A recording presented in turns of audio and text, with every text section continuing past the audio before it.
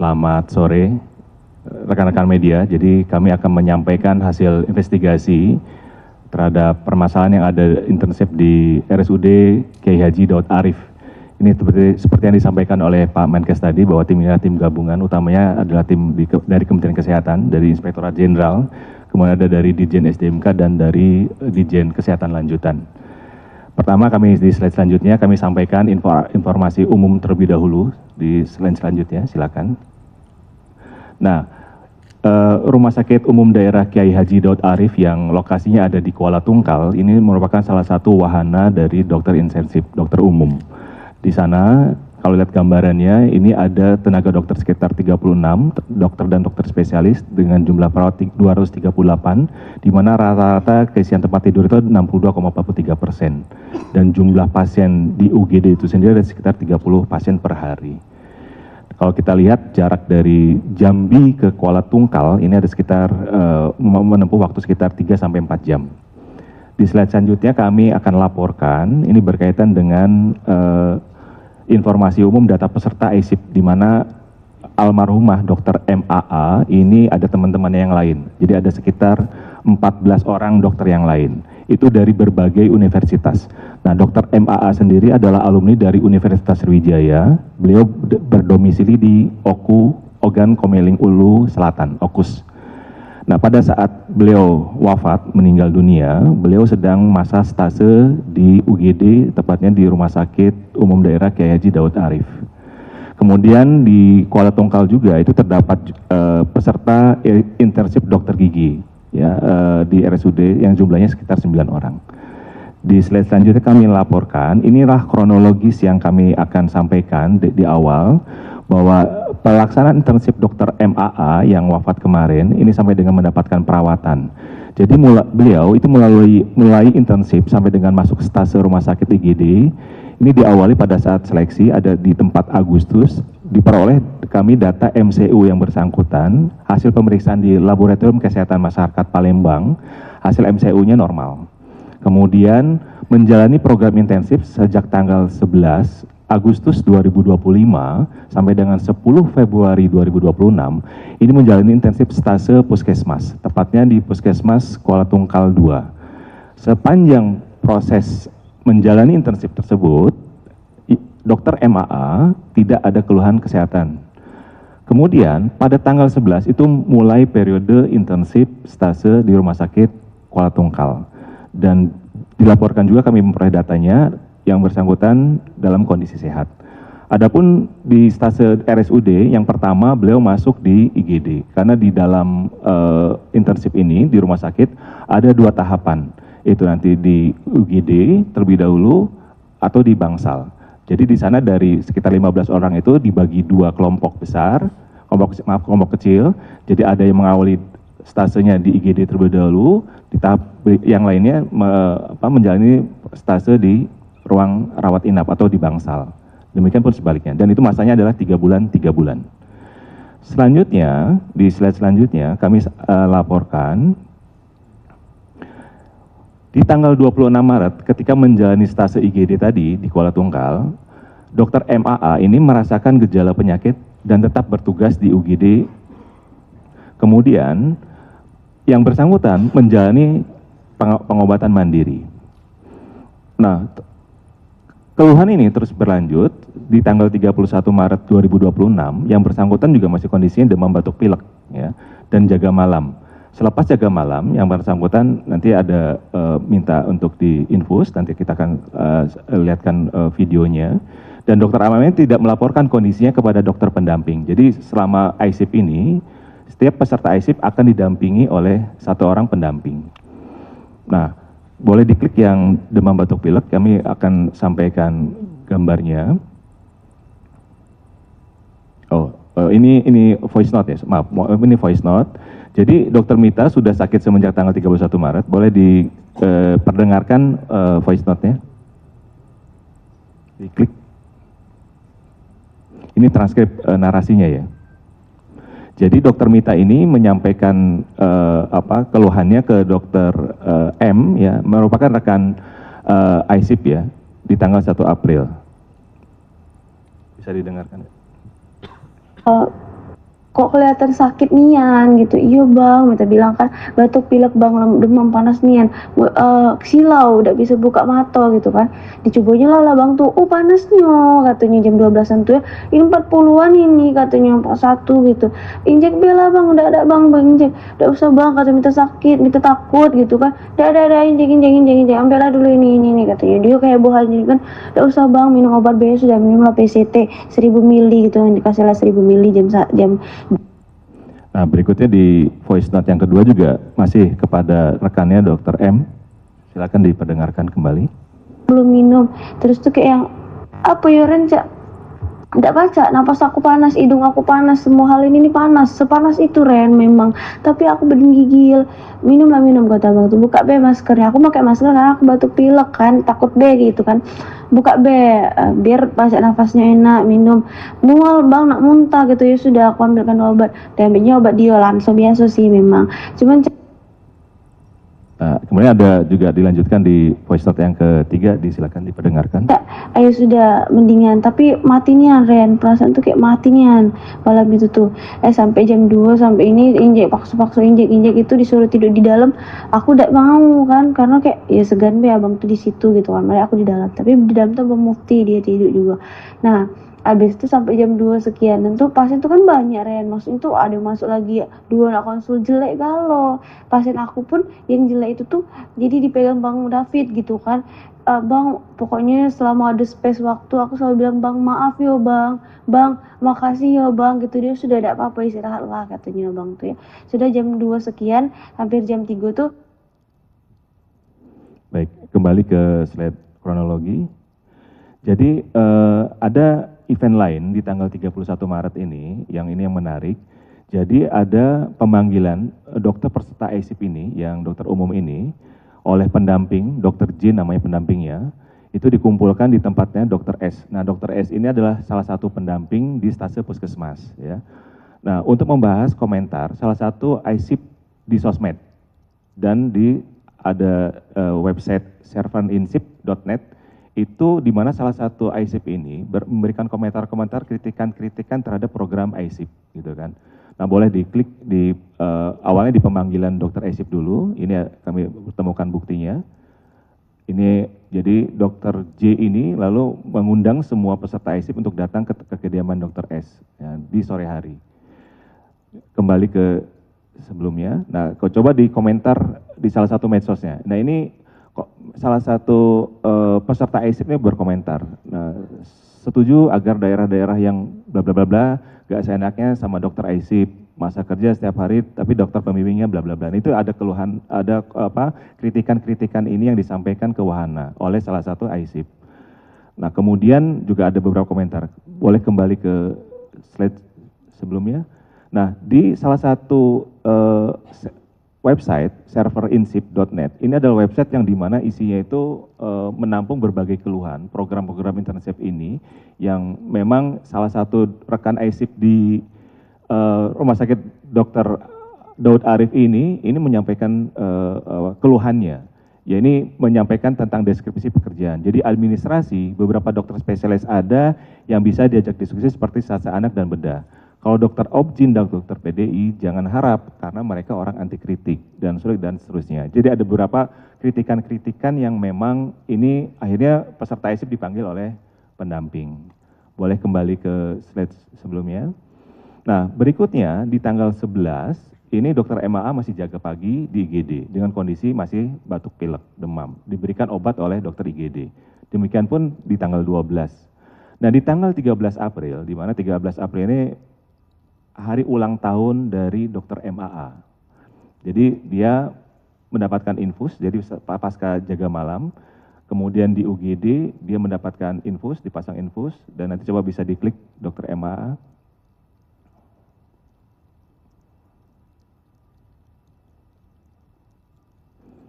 Bisa diklik videonya, boleh. Jadi di video pertama itu dokter MAA diinfus oleh dokter jaga, ya. Dapat jenis obat.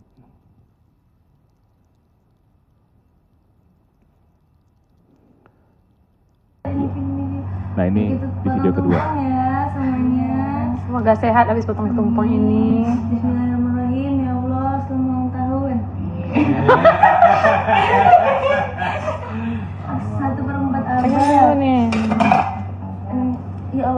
kuasa nih, tidak bergerak dia. Ya, udah. Ya, syaratnya dulu. Jadi Dr. Emma merayakan ulang tahunnya dengan kondisi pasca jaga malam dengan tangan terinfus, kondisi tadi masih ada keluhan demam batuk pilek ini ya. Dan di tanggal 15 April pagi tepatnya ada informasi Dr. Emma ini mengirimkan voice note kepada rekan ISIP-nya. Jadi meminta digantikan jadwal jaganya. Dengan terdengar nafasnya itu sudah agak sesak ya. Boleh diperdengarkan silakan.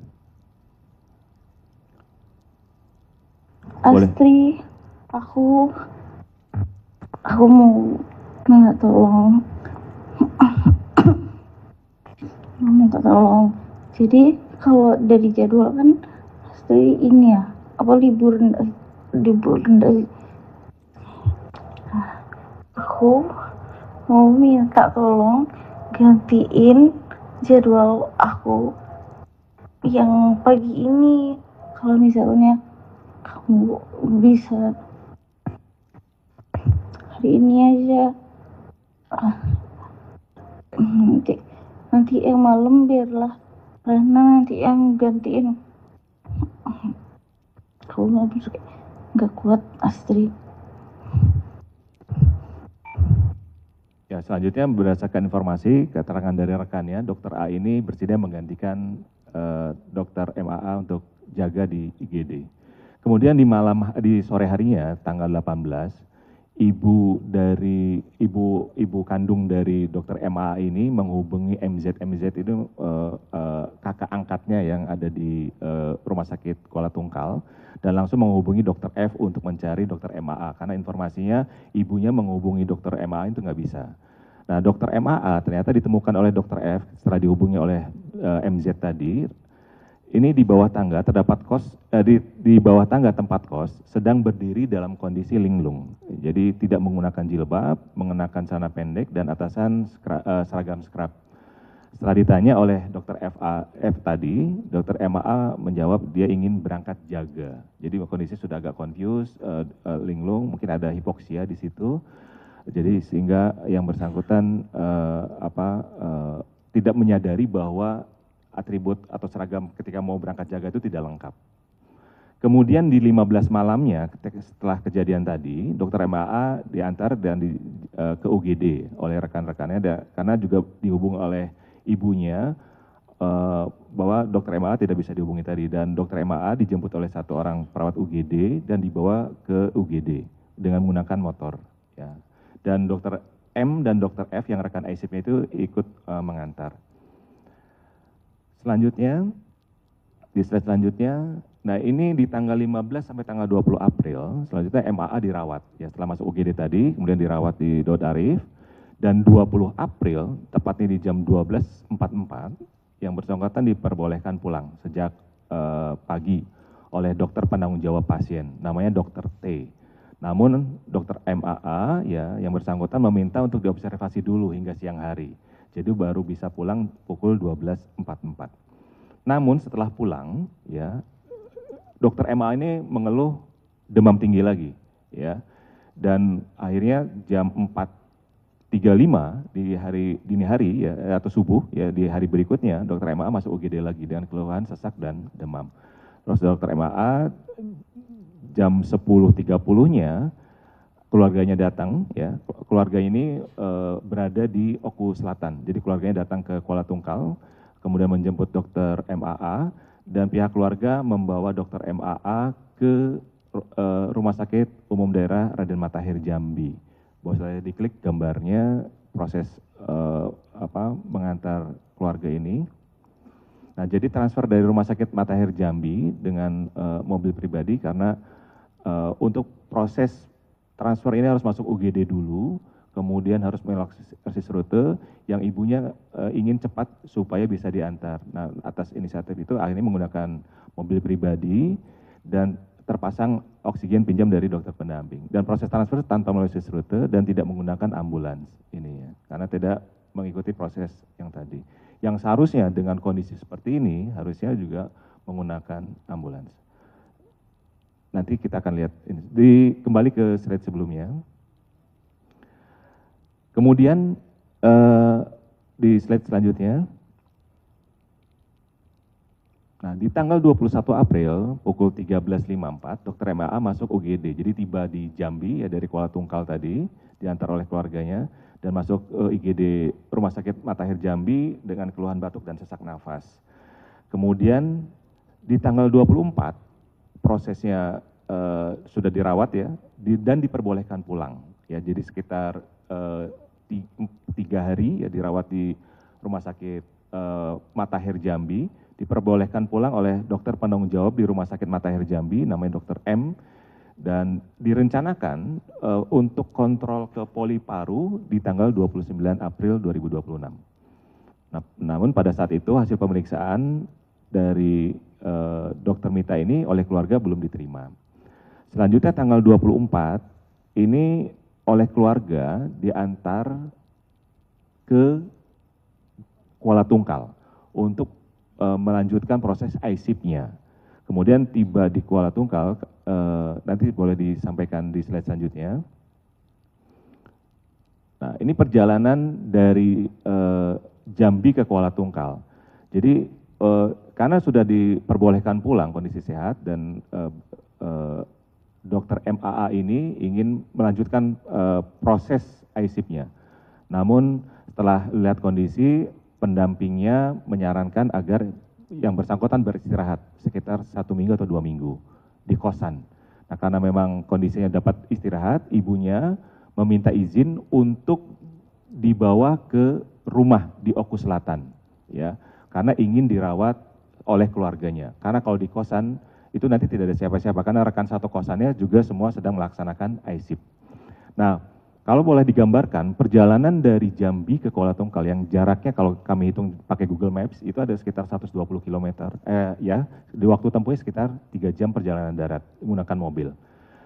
Nah, kemudian di tanggal 25 ya setelah diperbolehkan pulang, kembali dari Kuala Tungkal ke Jambi, ya, jadi ke Okus itu melalui Jambi. Nah, ternyata berdasarkan informasi yang kami dapat, keluarga tidak mengantar langsung ke Okus, tapi dibawa ke Palembang dulu, ya, untuk istirahat, ya, karena perjalanan sangat jauh, itu 395 km lebih kalau sampai ke Okus Selatan, ke Palembang saja sekitar waktu tempuhnya sekitar 10 jam. Nah, tiba di Palembang itu 25 April malam. Nah, di sana tinggal di saudaranya keluarga MAA. Jadi ada keluarga di Palembang, ada adiknya ya.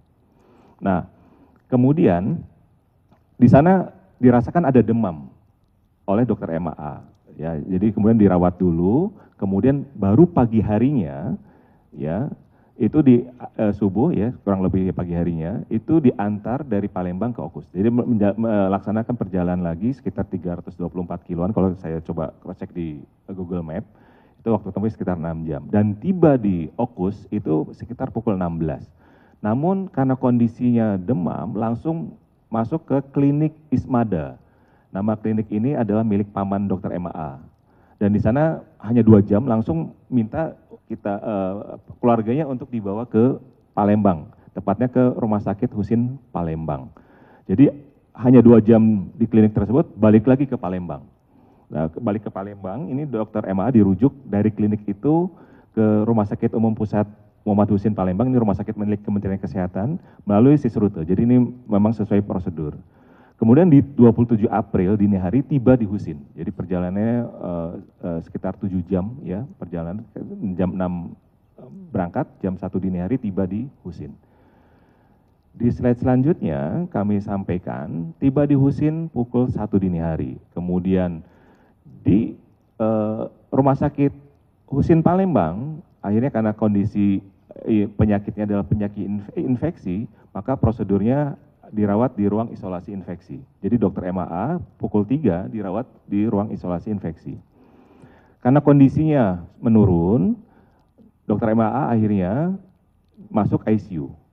Karena ada gangguan paru, ya, bernafasnya berat, maka perlu alat bantu pernafasan. Jadi dipasang ventilator. Itu sekitar pukul 16. Dan Dr. MA dirawat di ICU hingga wafat, ya, dengan kondisi penyakit paru berat di Rumah Sakit Gusti.